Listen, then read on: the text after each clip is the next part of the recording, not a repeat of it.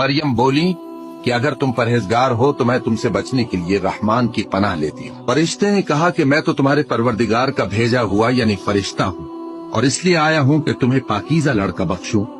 मरियम ने कहा कि मेरे यहाँ लड़का क्यों कर होगा, जबकि मुझे किसी मर्द ने बतौर शौहर छुआ तक नहीं और मैं बदकार भी नहीं। फरिश्ते ने कहा कि यूं ही होगा, तुम्हारे परवरदिगार ने फरमाया कि ये मुझे आसान है और मैं इसे इसी तरीक पर पैदा करूंगा ताकि इसको हम लोगों के लिए अपनी तरफ से निशानी और जरिया रहमत बनाए, और ये काम मुकर्रर हो चुका है। चुनाचे वो उस बच्चे के साथ हामिला हो गईं और उसे लेकर एक दूर जगह चली गईं। फिर दर्द ज़ेह उनको खजूर के तने की तरफ ले आया। कहने लगी कि काश मैं इससे पहले मर चुकती और भूली बिसरी हो गई होती। तब उनके टीले के नीचे की जानिब से फरिश्ते ने उनको आवाज दी कि गमनाक न हो, तुम्हारे परवरदिगार ने तुम्हारे नीचे एक चश्मा पैदा कर दिया है।